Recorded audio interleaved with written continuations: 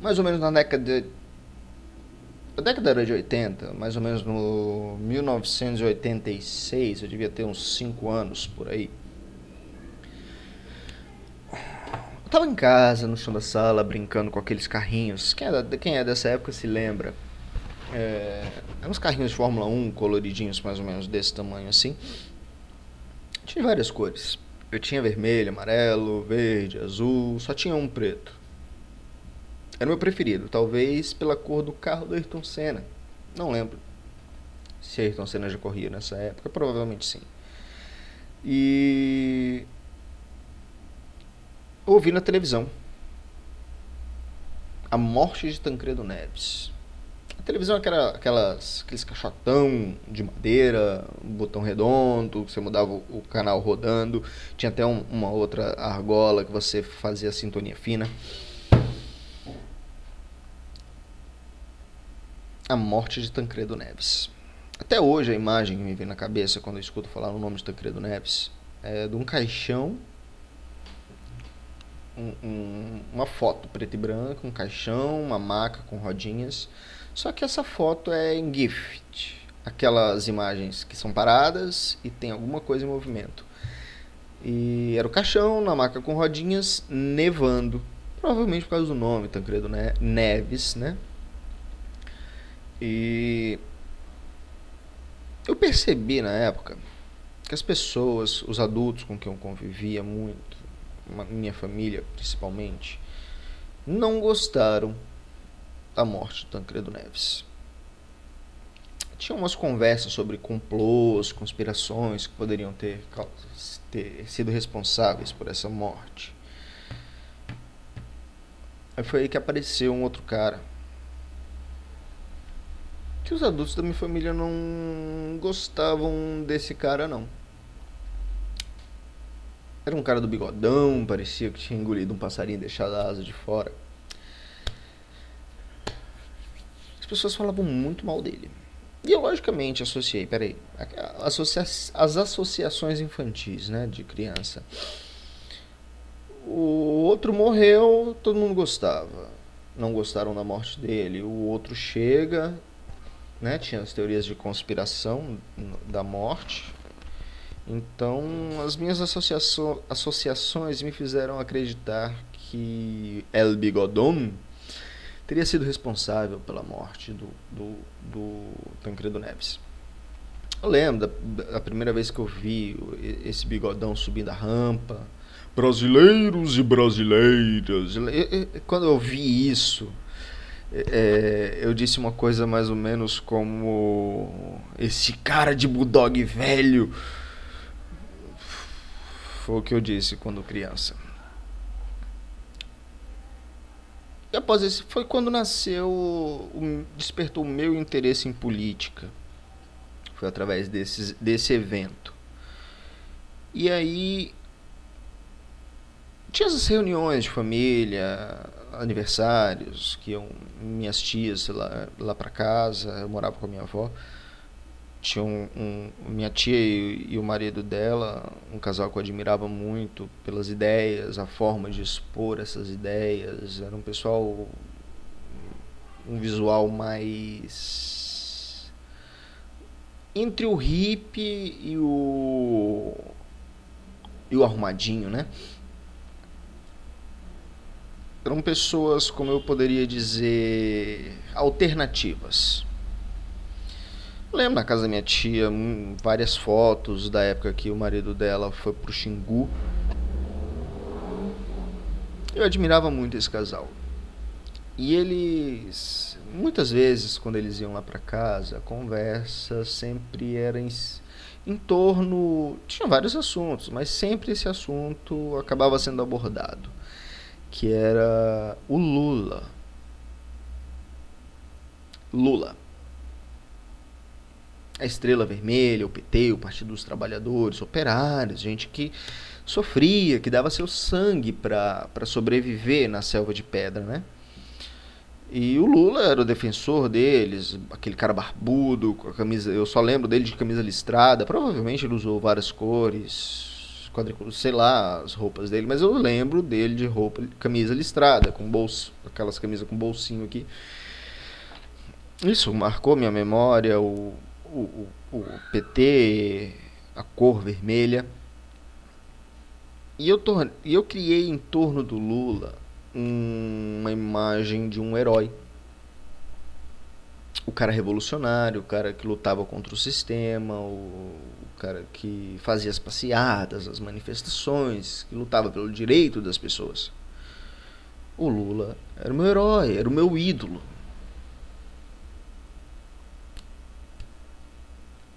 Você, Lula.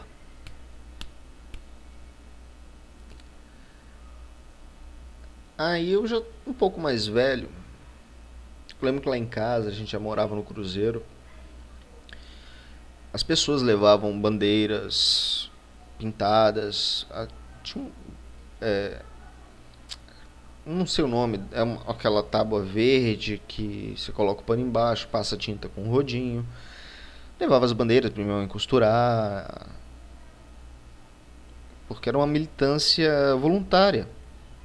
Não eram pagos para estar panfletando, para estar balançando bandeira. Eram pessoas que estavam lutando em nome de algo que elas realmente acreditavam.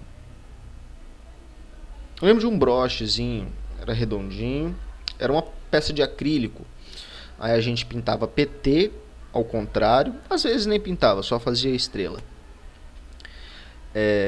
Aí PT ao contrário, né, no fundo do disco. Aí fazia a estrela vermelha por cima da letra.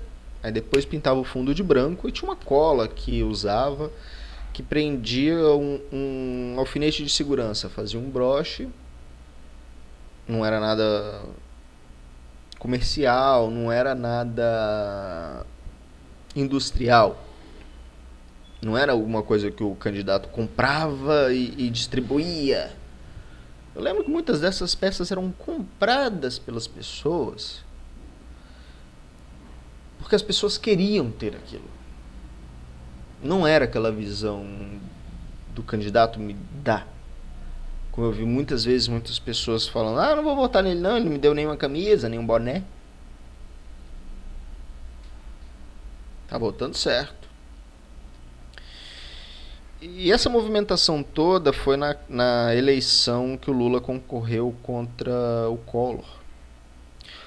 O Collor foi um cara que, logo de cara, eu já fui contra ele. A própria aparência dele, todo arrumadinho, cabelo engomadinho, terno, me lembrava muito um termo que era usado pelas pessoas, muito usado nos jornais. Quem é dessa época se lembra dos bandidos de colarinho branco. O Collor, pra mim, era um bandido de colarinho branco. Eu defendia o Lula de todas as maneiras. Tem uma história que as pessoas que defendem os partidos de direita falam muito sobre os partidos de esquerda. Não acho errado. Realmente isso acontece. Que é afirmar que a esquerda dissemina mentiras e passa a repetir essas mentiras até chegar ao ponto dessa mentira ser considerada uma verdade. A direita foi tão diferente assim? Não. Como aquela história de que o Lula, se fosse eleito, ele ia mudar a cor da bandeira do Brasil. Eu me lembro de aulas na escola que o significado da bandeira, o significado de cada cor da bandeira. quem estudou nessa época, então não sei se o estudo hoje ensina isso, mas naquela época ensinava. Quando as pessoas vinham falar a respeito dessa história do Lula mudar a cor da bandeira, sim, eu tinha que criar alguma coisa para poder retrucar, né, essa argumentação. Então eu desenvolvi o seguinte: vermelho, a cor do sangue. Quanto sangue foi derramado para construirmos o Brasil que nós temos hoje? Para que o verde? Nossas florestas foram todas derrubadas, devastadas. A Amazônia ainda está lá, né? Uma parte dela, mas está. Por que o amarelo? Se a nossa riqueza, as nossas riquezas foram todas levadas para fora. Para que o azul? Se o céu já tem tanta poluição que o céu já está cinza. Nada melhor para representar o nosso país do que o vermelho do sangue que já foi derramado e o sangue que se derrama até hoje pelos trabalhadores, a partir dos trabalhadores, né? Então os trabalhadores estavam sempre na minha cabeça. Para conseguir sobreviver nessa selva de pedra. Eram os argumentos que eu usava. Mas enfim, Collor foi eleito. O impeachment dele só serviu para afirmar mais que as minhas opiniões estavam certas, de que os partidos de direita eram os bandidos e que a esquerda eram os revolucionários, os heróis, Che Guevara.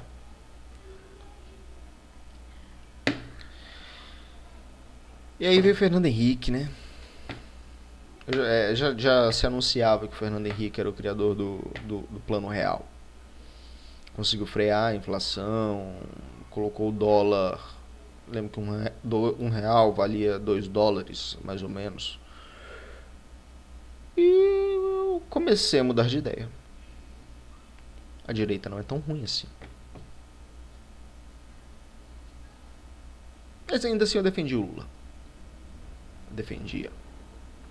Eu fiquei intrigado com uma coisa que o Lula, o PT, criticava muito a privatização, inclusive da Vale do Rio Doce. Também sou contra a privatização de certas coisas, inclusive da Vale do Rio Doce.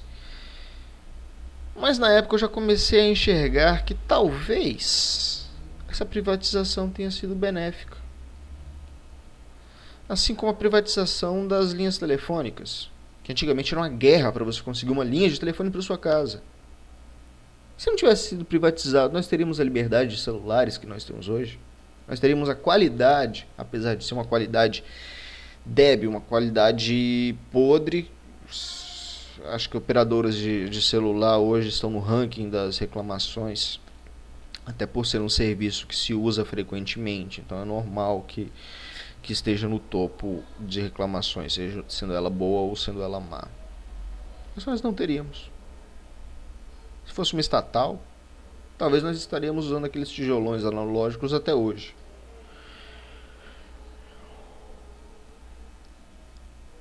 Fernando Henrique ganhou a segunda eleição, mas eu sempre firme ali com o meu herói, com a estrela. Lula lá. Até que eu já estava maior, mais velho, já tinha uma discussão mais aberta sobre política com as pessoas, com pessoas que votavam. Eu ajudei a convencer muita gente a votar no Lula. Só que durante a campanha eu notei uma coisa. O Lula não estava com aquela barba toda. O Lula já não estava mais com aquela camisa listrada. O Lula estava usando terno. Eu enxerguei isso. Mas mesmo assim isso não foi o suficiente. É apenas uma roupa, o Lula tá entrando no meio. São as ferramentas que se usa. Eu já tinha noção do que a mídia é capaz de fazer. E eu defendi essa atitude dele. Procurar marqueteiros para melhorar a sua imagem. Isso não foi capaz de abalar a minha fé no meu herói. E o Lula foi eleito.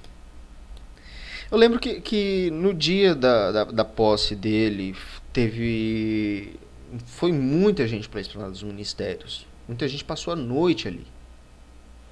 Não teve festa. Eu achava que ia ter uma festa porque era ano novo. Ano novo, geralmente, nas esplanadas dos ministérios tem festa. Essa vez não teve.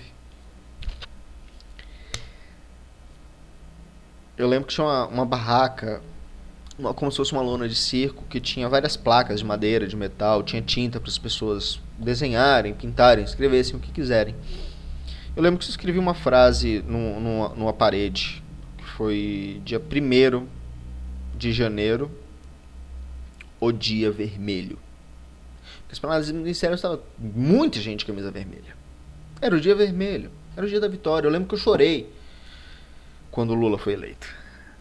Eu chorei na sua posse. A esperança toda que eu tinha de algo melhor, de uma mudança para a juventude, porque eu acompanhei a UJS, que era a União da Juventude Socialista, né, as reivindicações, eu estive muito próximo disso. E o Lula começou a governar. Minhas coisas começaram a acontecer. Muita gente criticando ele por causa do avião, que não sei o que. Não, gente, que isso? O Lula, ele é um presidente. Ele não pode ficar voando naquela sucata.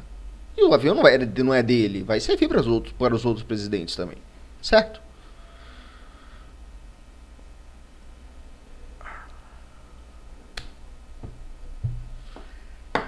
E ele viajou, Eu lembro dos programas humorísticos falando do Lula viajando, só não parava no Brasil. E eu, não, Lula tá certo. Ele tá fazendo acordos. Ele tá trazendo investimentos para o nosso país. Por que ele não tá colocando investimento aqui dentro? Mas isso não abalou a minha fé no meu herói. Isso não foi suficiente. E realmente, o país cresceu, o país melhorou. Será que unicamente por causa dele? Será que não teve frutos que ele colheu do governo anterior?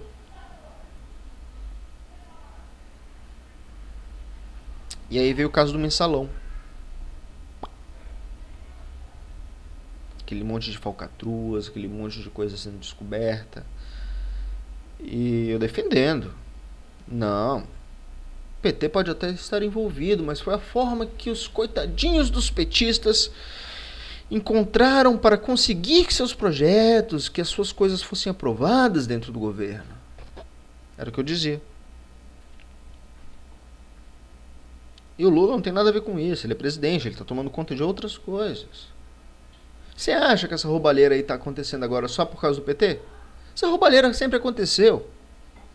Sempre aconteceu. Mas se aproveitaram porque o PT está em evidência e colocaram todas as denúncias agora para aparecer a falcatrua para queimar o filme do PT. Era o que eu dizia. Não deixa de ser verdade, né?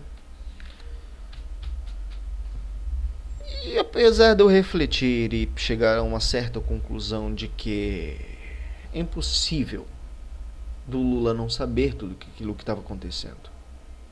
Impossível. E tinha as denúncias de desvio de dinheiro, umas coisas lá com o filho dele. Não, mas nem mesmo isso, Lula, nem mesmo isso foi capaz de abalar a confiança e a esperança que eu tinha em você.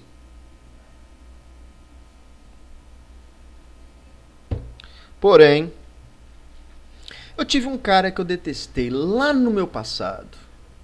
Um cara que é aquela criancinha de 5, 6, 7 anos. Um cara que eu odiava. Um cara que representava pra mim tudo que era de sujo que tinha dentro da política. E esse cara começou a fazer acordos dentro do governo para contratar gente, contratar sobrinho, contratar neto, contratar vizinho, contratar namorado da neta, contratar o sobrinho da tia, do primo da vizinha, do cunhado, do bisavô. E você não se pronunciou, Lula. Você não falou nada. Quando El Bigodon estava fazendo essa falcatrua toda ali dentro dos três poderes, você ficou quieto. Mas nem isso, Lula, foi capaz de abalar nem um pouquinho da confiança e da esperança que eu tinha de que você faria a diferença. Ah, mas teve um outro dia. Eu recriminando a mim mesmo por não estar cobrando, nem estar falando mal de você, Lula. Por você estar tão quieto e calado. Eu me recriminava por não criticar você. E aí foi quando finalmente eu vi a notícia do pronunciamento do que o Lula falou a respeito do Sarney. El Bigodon não é o Sarney. A sarna. E sabe o que você disse, Lula? O Sarney é intocável. Peraí. O meu herói. O cara que me alimentou de esperanças desde que eu era uma criança. Ele está defendendo. O cara que eu considerava que fosse o seu maior inimigo dentro da política. Foi aí que eu vi, Lula, que o meu ídolo tinha pés de barro. Foi aí, Lula, que o ídolo e o herói daquele garotinho, lá no passado, foi nesse momento que o meu herói morreu.